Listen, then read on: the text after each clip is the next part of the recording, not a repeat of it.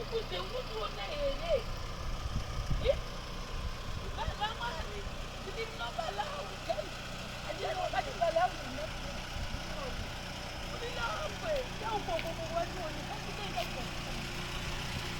ndawo kusakuwaone kutaka kwetu kambiza unje kutatuko stop. Show them. This is where we are coming. We are here people.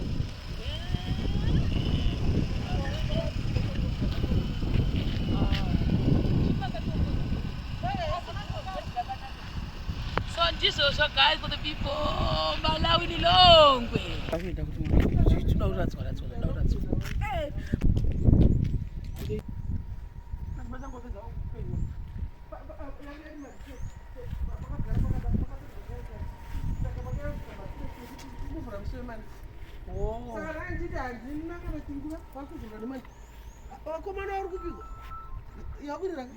Thank you. Nanani.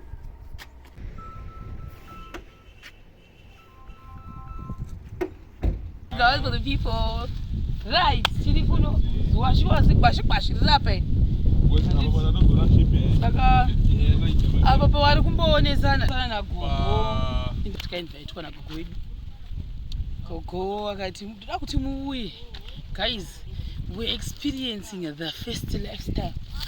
Kunagidza lifestyle. Akadini. Hello. Saka apo wakati toda kuti mumbouya shero muone ku stand kwangu ndoda kudroga maplan. Problem yakaitika ndeyekuti akuna ungachizoti lenjecheke wakati haiwa ndoda kuti muite zvekutouya kunwa nashironi ndobva watibhadharira mabhasi edu tikanzi uyai tionesana tiri background. Saka ndozvavari kudisakasana washoko vachida kuona kuti shape yacho yakaita sei chakuda sei because ivo vanoda kuziva kuti panokwana dzimangani panendi yavo havasi kuziva kuti panokwana mastructures mangani kuti vagozivawo mabudgeting avo tikati aiwa no problem tinouya. So this is my first time to be in Malawi. Mukudzewa first time yake washi first time washindonane ari kufara tikanzi first time yangu kubuda muZimbabwe ari kunakirwa singaiti but zvinoita umwari kubuda achinowana something like chekudrowa atambozvifungira kuti muupenyu one day kuchanzi kudai muZimbabwe modi vanhu vauye vaite zvekudrowa kudai. Saka pari kudhisikasana gogo vaiko achionesana panapa panotoradza kuti pakatiswa bhoho iri ramukuona then that thing ichi ramukuonapo hanzi ndopatengi stand pawachazesa ndokukatengerawo that land yave yakatotikurei chaizvo. Saka vada kuona kuti paniswa mastructures mangani chete ndo zvinhu zvatakanyanya kufambira kunoku kuMalawi.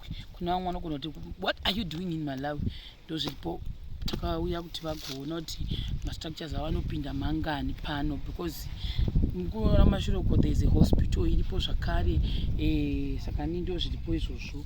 Maybe kune kumwe futi kwavanga vachitanzofana kuzoenda kunoona futi kuti pangaiswa structure yakaita sei vada kuti vadroga maplan but then kutaura pafoni vanhu vakatadza kuwisana ndipo vakati no uyai kunwe mini ivo vakatoflya kubva kwavakabva vakati touya tosangana ndomondionesa kuti mastructures angu anokwanapo mangani. So I'm here in Malawi kusvika tangopedzana kugara for a long time kuno I think 2 to 3 days titapedza zvatakavinga takutodzoka kuZimbabwe kwade project yamuona kwaziko kufamba neusiku toda kuti kodzokera kuti tunoona because some meetings again. Guys, I'm very thankful, I'm very grateful to God kuti achokwadi atambozwa kuti kusvika lifestyle span yangu ine tagumata kuno kusvakare ana gogona washa vari kumboonesana. Gogo wakanganwa tsvimbo yavo vanga vaumanya gogo munhu wokuti kana usina kupedza zvinhu tamanyiswa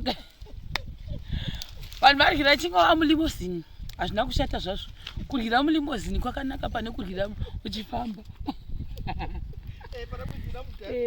handi munozviona. Saka vari kumboratidzana nawashi isusu ndiyo inoita zvamapurani. Saka vari kuratidzana kuti vazive kuti structure yake design ichabuda sei saka pachazouya because haana kuuya nemazibhutsi ake. Kune kumwe kwokuti akandokupinda mukati unobayiwa. Saka anga ada ngotanga aona diagram akaona diagram rake zvavanoita because Washington ndiye akaita Royal and Urban Planning hamunozviona zvinoitawo Jehovha.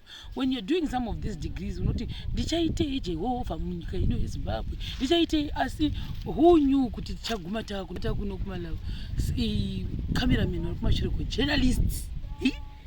Manje vanenge vatopinda muchundi, tida kuti mukudzi eida kuti aite zvemafoto toda kutombomupusha tambonyanya kuti afuti zvemafoto iwayo nezvemavidhio agone kuziva kuti anoetikwa zvakanaka sei.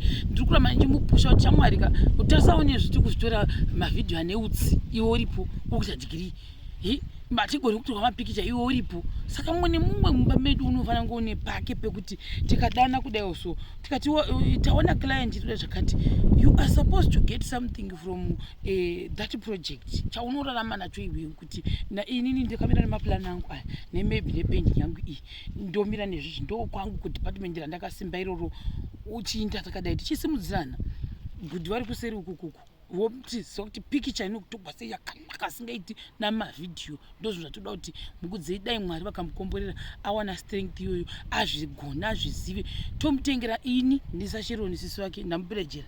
Ukazvigona zvinhu izvi mukudzi me I will sponsor zvinhu zvakaita semakamera acho nozviwa drone munozva tinaro drone ripo rakatokumirira stand by nokuti wainditaurira zvake kuti ndakurigona sasa ndakanso kurigona that drone riri pastand by ukagraduate I will give you kuti ili ozviwa ukangofuera ndikupi that drone riri very expensive rane 5 years ringori mumonaki anozisiwa rakamboshanda harisati nyowani DJI chaichero. Saka rakamirira iyi hunyu kuti DJI riro richazomirira mumwe munhu mumba kuti agorifly to kana Mwari vakakomborera tombobuda futi tonomutengera mazikamera. Pane mamwe makamera I think kana zvikafamba zvakanaka ndoenda naye kunotsvaka makamera anenge achida iye ndochiti chitanga kuita because ndiwo kaita zvemedia journalism and media what digital media studies. Digital media studies. Saka right now mukudzi ari kutsvaga attachment yekuti anga achitawo. Guys, as I'm in Malawi right now, I'm also looking for those companies who would want to give my brother Mukudzi Manzvera an attachment yakuti aite arudza paMSU. Ndicharamba ndichitaura muevery video kusvika mamudihwira ngoni, kusvika mamuhwa kuti Mukudzi, kusvika Mukudzi awana attachment nezita raJesu. Saka ndicharamba ndichimukampenjera mumavidhio kuti aiwana attachment iyoyo in the name of Jesus. Achipedza degree Mukudzi ochitangawo kumira achiti sister pause ndopedza ndati kuda mazuva ndendaonda skate ndendaonda padumbu padumbu ndakambomira chasara kuchinyatsa kuudzika muviri wese asi dumbu zvangu zvikwadi. Mwari kuti guys, thank you very much nesupport yamuri kutipa, thank you very much. Who knew kuti ndichaguma ndamboya kunoku kuda mwanzo yaimuone ground rangu kuno kuMalawi, paid trip paid food. We are eating whatever we want. Last night we ate whatever we wanted. We are going for shopping. We are doing everything in our power to enjoy. Mukudzi is there. Mukudzi ndibobudisa umbone kwa. Zinofadza tiri kuno kuMalawi. It's my first time kuti ndisvike kuno. I'm very happy, very excited with this wonderful place. Although edu Zimbabwe ndikuona sekuti Zimbabwe takatibudirire mishana. Takatibudirire mishana, otherwise asi ndongozvitenda mishana. Ngozvitenda kuti tabuda kunze kwenyika, mapassport atindwa. Passport yangu yatova negore rimo isina mbotindwa, but kuburikizwa nekuda kweshema takwenda kunze kwenyika fara. I think that's it. Ndatonyara makakuza still wondering kuti vari kuindepi. Ndonga meno kwavaenda kumusoro-soro ko yakapakakura yavo vari kuita a lot of things. Saka ni kuzoti imiratidza naye muchinanaidzana muri ikoko ndatonotsvaka pekugara kana vapedza votitora toenda. Uyu watogara akakati ndikaindigari amuzviona iyo iri kusasi. It's one of their building according to what she was telling us, building yavo.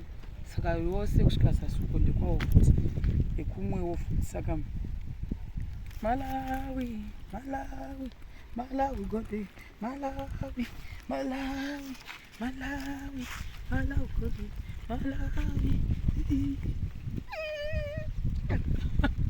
Guys, kuMalawi vanoziva japresa. Uri JP? Vanhu vekuMalawi vese ngoti unozivani? kumisina kuZimbabwe. I know Japresa. Andikati asi Japresa wakangoya kuno. Munhu wese I know Japresa. I know Japresa naShakata. Kuti Shakata Shakata vakavazivira kupi? Because I know Japresa and Shakata. Amene nomwe mwana wanga chinzi mwana wani. Kati wow, inga zvawo vanhu. They know Japresa. They don't know us. Saka takumbodzika usasuku ndanogara ino anotitevera iko kuti boza mene kwari kuti adigoni Sorry. Mina ndivhare, mina ndimokuvharirai. Open the door. The lady is coming.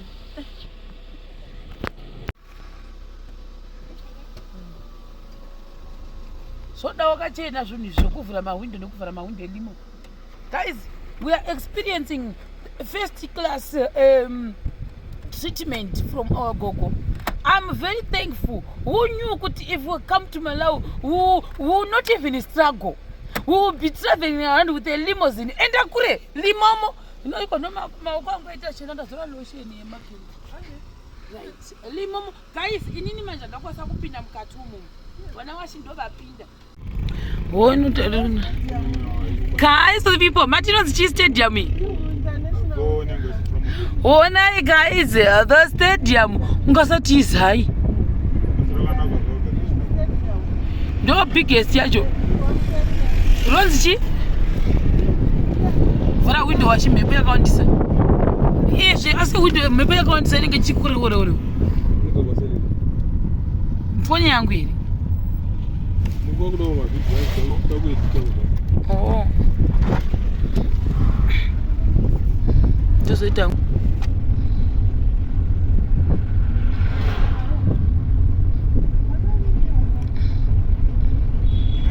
Rakanaka.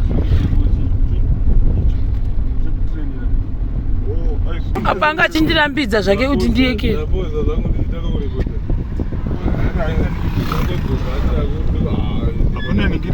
Chi? Usaka chi? Kopa bengi o.